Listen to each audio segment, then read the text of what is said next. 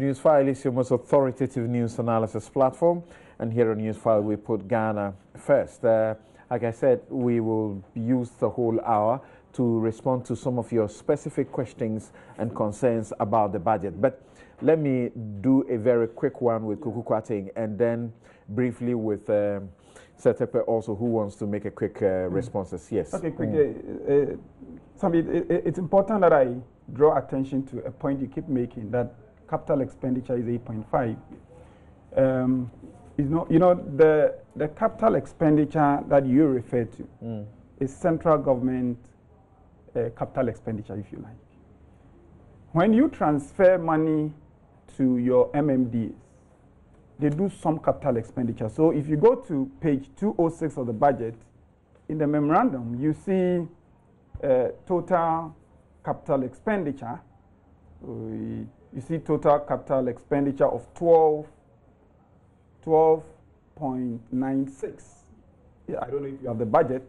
Just go down. You see total capital expenditure, including those undergrounds to other government units. Okay. So if we're discussing capital expenditure, it's important that we take a more comprehensive view, which is what I was trying to correct. But you're right that from the center is 8.5 you referred to. So just get that out of the way. Okay. The second is that fiscal consolidation. We are doing fiscal consolidation. It never ends. We will continue. The history of, and I'm happy eventually you corrected it, that the history of our economic management is that we outline revenue measures. We anticipate they will deliver results. Reforming the revenue landscape, it's a difficult task, but we are optimistic and will continue putting in the reform activities.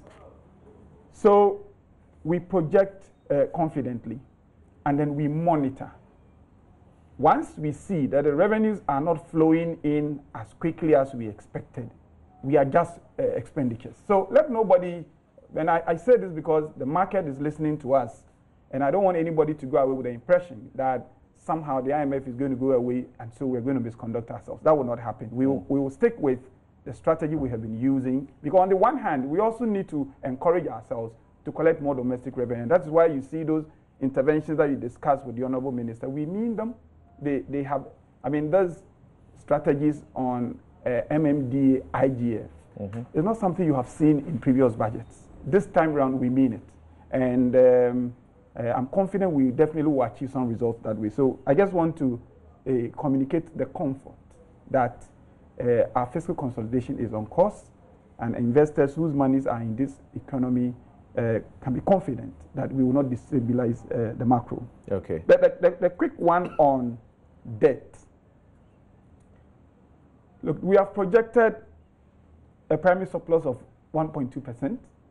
We have projected a deficit of 4.2%. In the medium term, we're going to bring a law that says you can't do more than 5% deficit, overall deficit. So we're not going to overspend, and therefore the instruments mentioned in the budget, the century bond, and these would be regulated. It's not as though you go and take money that, for instance, you're not ready to use, that you may say is idle, and you go and put in some private bank, so that private bank can lend to you. You don't want to do that. So again, it is to communicate the assurance that even though we are listing all these bonds and debt instruments in our medium-term perspective, we would regulate these and ensure. Okay, thank you. I've got a couple of questions for you, but let's have Mr. Setepe quickly, very quickly, in 1 minute, please. Yes. First of all, we are talking about borrowing in future. We have borrowed in the last 2 years, and the question keeps coming up: what did we use that money for? I think that if we can get answers detailed, as we normally publish the use of funds, when we go to the markets. Sorry, when we go to the markets. Secondly, let me say that revenues.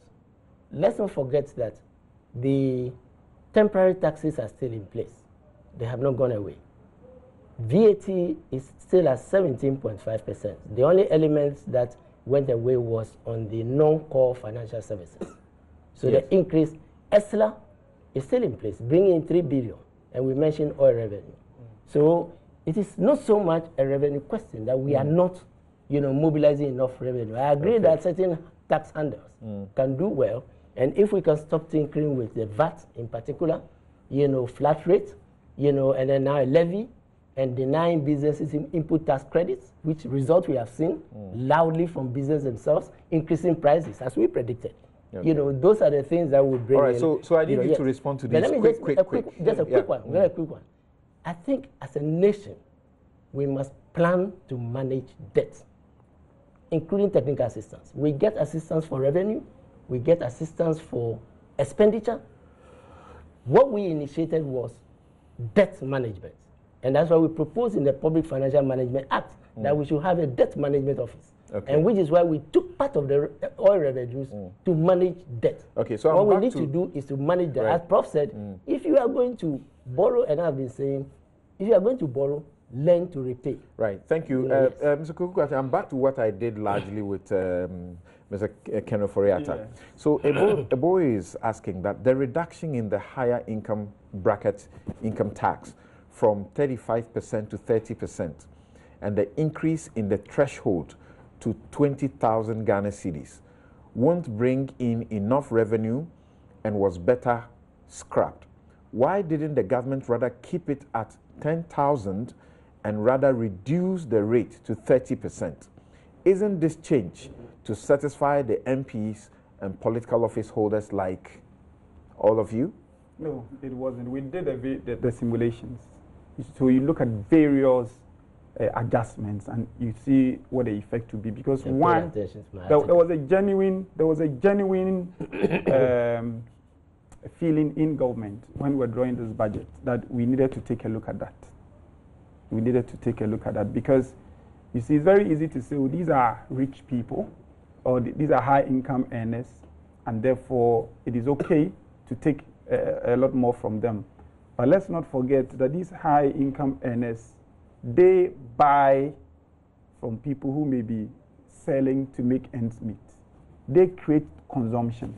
So it is not a simple matter of just taking it away. So once we brought the measure, we got the feedback, we did the various adjustments and saw what they meant. We thought this was the best. That gives us that balance. On the one hand, you keep it so you can get something, but at the same time, you want to signal to your own population that you are willing to provide relief wherever it is possible. That's why you have it. The MPs have been complaining, and Satekwe here too has been writing and advising a good path. It does appear that you have succumbed to pressure. Well, we have and listened. We have listened. Let's explain to the Let's explain what actually happened. When it was increased from 25 to 30 without 35, without adjusting the bands. And therefore there's something called bracket creep. I don't want to go into two. So what it means is that it is the additional income that is being, additional income after 20, that is being taxed, yes. Now, the other thing is that by keeping the threshold low, a lot of low-income people were also paying taxes at a higher rate, at a 10, 15% rate. And by low income, we are referring to 10,000 a month. No, by low income. Additional. The additional 10,000. When you say low income, all right, thank you. And I'm coming to you guys. Another quick one. So the correction is something we needed to be done. Another quick one, and this one too from Ebo, and he seeks clarity on the use of luxury cars for the additional levy on roadworthy renewal. Did you mean that cars with higher engine capacities above 3.0, some car owners with engine capacity of 3.0 and above are complaining that their cars aren't luxury cars?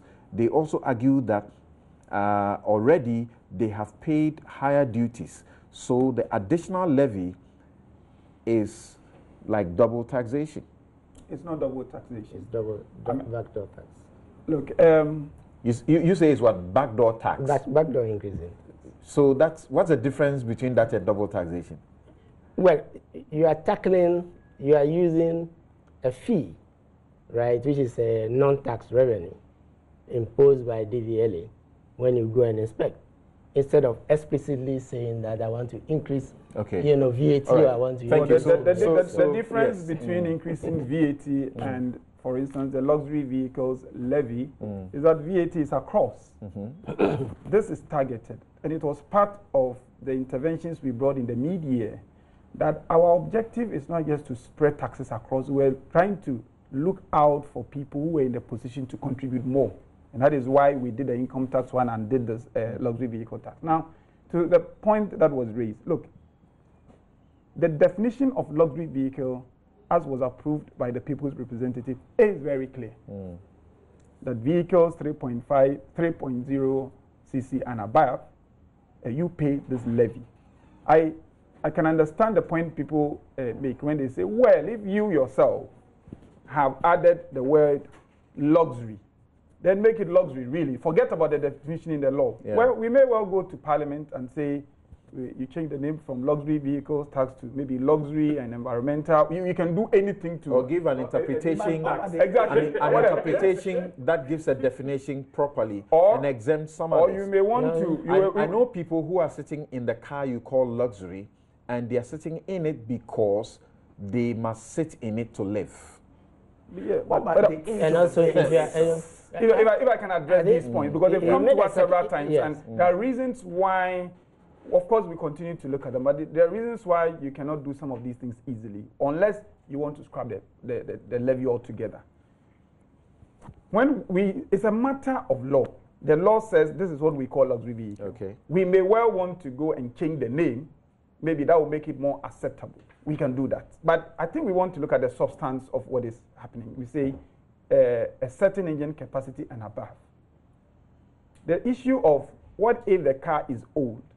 Look, if the car is old, it consumes more fuel. In fact, if you import an old vehicle into this country, and we inherited this, you pay far more than you would if you're a rich man and therefore you can import a brand new. Because it's not just about people who have the money. It's also about what exactly you bring into the country.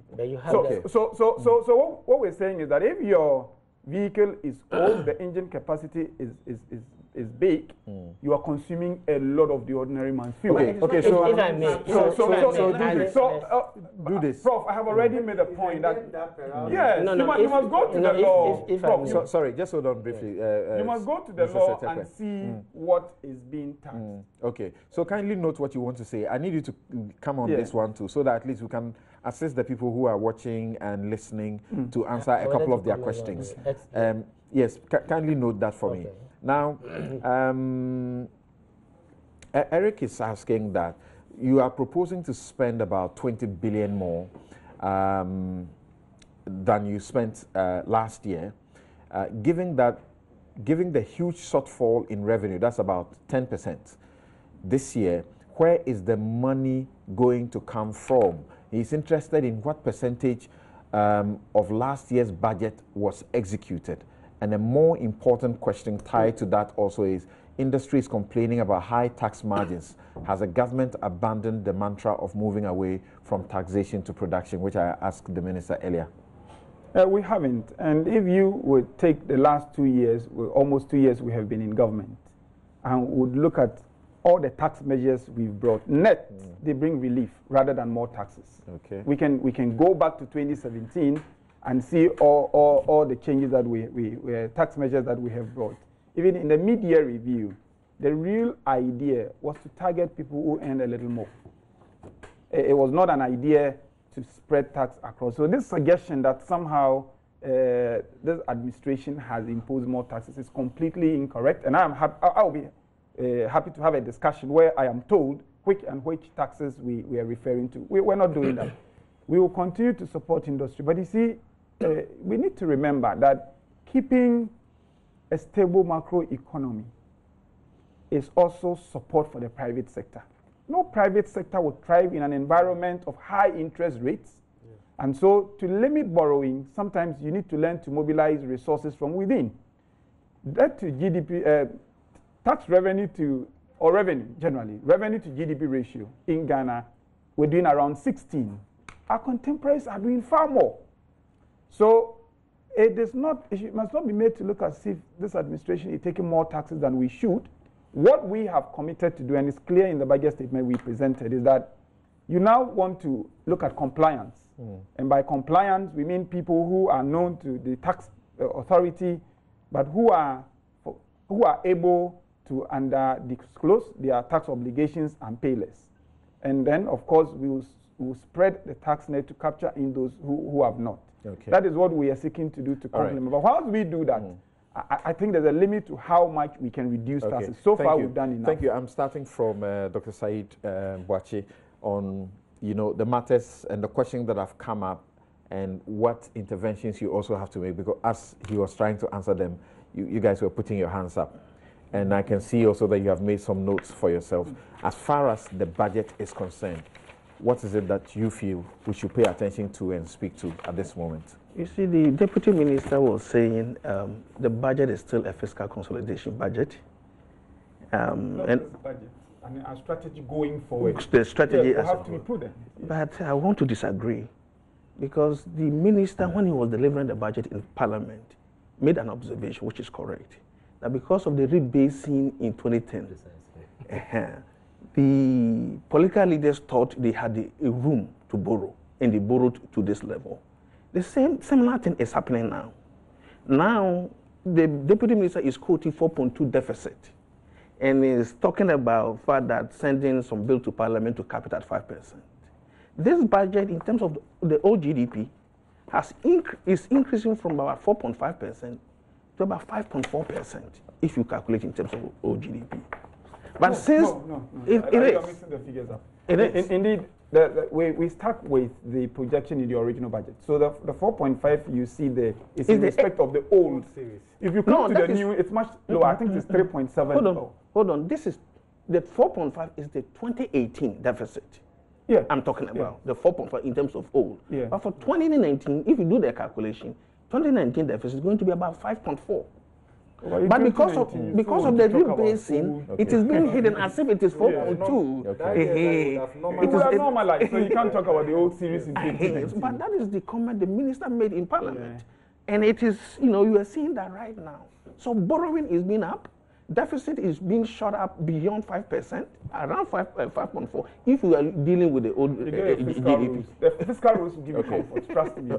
Okay, so it definitely is an expansionary and not a consolidation budget. So, Dr. Boakye,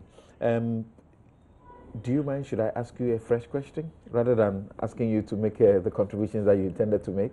Well, you can ask the first question that we can Great. Okay. So this is a concern, and I'm sure that all of you may have to say something about it.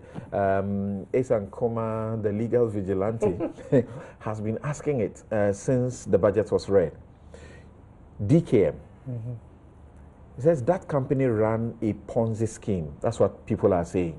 That they ran a Ponzi scheme, and they stole millions from people. Why is the taxpayers' funds being used to pay back those who sent monies to a Ponzi scheme? Why did it take so long to stop them? What's the status of the prosecution of the directors and shareholders and employees, as we were told? You heard what the minister said in the budget, right? We have been able to settle how much, and we are in the process of, looking at assessing whatever is being brought again, validating and to make more payments. So will that perhaps, if it does happen, that is what is happening in the case of Men's Gold? Is that what will happen again? To be very honest with you, I take a view that is contrary to what government has done with their intervention in this way, and whether this is how we are going to continue as a country across the various. They promised. So the basis for evaluating this may not be economics, may not be finance. It's more a political decision that has been taken, and they are trying to fulfill that political. With our money? That's what they've done. When was the last time you saw a politician putting his hand in his own pocket?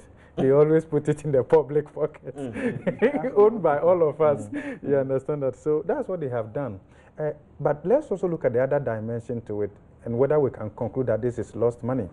If we can go after the directors and not those and recover those monies, then perhaps we may get some relief. But as far as we know, nothing has happened to them and in terms of the law dealing with them.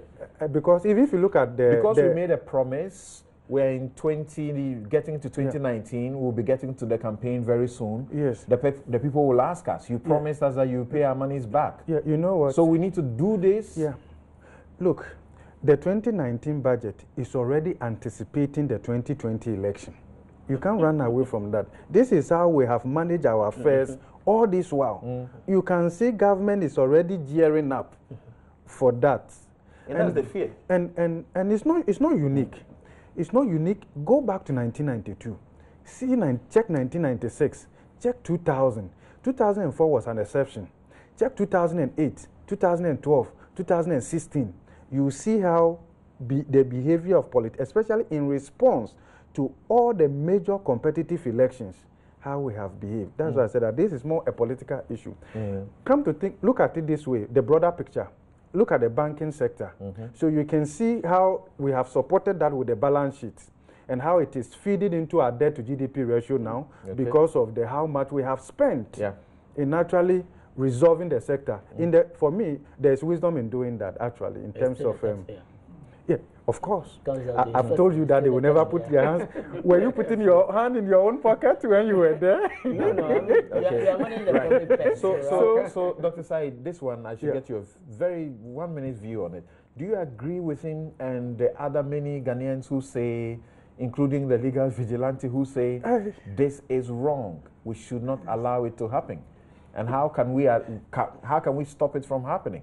It's been fixed in the budget. The people, I think, were genuinely duped. Genuinely duped? Because if the people were aware that they were going to be duped, I don't think they will have continued to deposit their monies over there. And I don't think poor people like those people who deposited their money in the microfinance don't need to be supported. Some of them went to courts through civil suits and got their monies back. They got assets. And they seized them. We saw it on television. Of course, those who have received it don't need to be paid again. And then we got the official liquidator in to look at how much money was sitting in there. Okay, and it made a distribution to those who were deserving. Now we are saying that we've exhausted the money that was sitting there for them, and so we should use the state money to do that. Meanwhile, we have not taken any steps to punish those who did that's why we need to focus and recover or those who the ran the banking Ponzi industry scheme itself. and those who stole those millions. I can't use a different word. Stole. Those people have to be dealt with. They knew what they were doing and they did it. Okay. And I don't know why the wait. Why the wait? You know, at times you find it difficult to understand politicians, their thinking process. Okay. Why the wait? All right. So perhaps he can answer the question. Mr. Tekwe, yeah. Well, you know, first of all, DKM, you know, borders on a Ponzi scheme, as you rightly pointed out. But I like to look at this, you know, in a bigger picture. Like I mentioned with debt, there is a need for us to put in place a banking resolution scheme, because we have had non-performing assets recovery trusts. Remember, our banks go into hemorrhage often not because it is a Ponzi scheme. That is one side. It could be because of economic stress has happened, which brought about the non-performing assets recovery trust, you know, where a bad bank was created, you know, to resolve the issue immediately. We have the experience of other countries. And I think sometimes the reason governments intervene, we can go look at the United States. They allowed Lehman Brothers, it was in the news, the 10th anniversary, you know, to collapse. But then the ramifications were such that they immediately coined too big to fail to save Bank of America and other banks. The UK Royal Bank as came in. In other words, if government does not intervene, the ramification, as we are seeing now, with withdrawals, confidence in the banking system, you know, which, you know, even though you said this is even normal, you can still see, you know, the panic that's in the system, the withdrawal, you know, from that is what you want to prevent as a government. Now, the delay comes because, you know, in the absence of a bank of a resolution, you know, mechanism, which is what the EU and others are doing, there is panic. Government did not budget for it. And often the sums are huge. You know, and as we can see, you know, it is resulting in an increase in our debt to GDP ratio. Okay. Right? And therefore, you are looking primarily at depositors who may have put their money in genuinely. Remember, it's not everybody who is functionally literate when it comes to financial matters. Right. Right. So you are looking at depositors, and you are looking at, even the banking system as a whole. The cascading effect that could give rise to bigger things. It may not always be a question of illiteracy. The regulators have often issued warnings now and then. And these risk takers simply ignore the warnings and they go in. Yes, the punishment. They were licensed. I think what I'm trying to generalize. Right. Didn't play its role quite effectively in all of this. Okay. So I agree that something has to be done. I That's why I said that we need to balance. Banking so supervision we also have to focus on recovering this money. Okay, so I'll do this. I'll take a break. Yes, I'll come and then because you see, because you are at the helm. People are directing their questions directly at you. Okay. Right. But they bring in the support to explain further. So I'll take a break and return. And one of the questions that is coming up is about clearly that the GRA is an ineffective revenue collection body. He has spoken about the fact that VAT, we are collecting 30% or under 30%. Elsewhere, they are collecting 50% plus. So I'm having to process what I have to say and the words I choose. The minister earlier, I said somebody lied. Some minister told a lie, and another regional religious minister also told a lie. He didn't really like it that way, but I can't help it. I use the words as I feel they are the correct expressions. We'll be right back.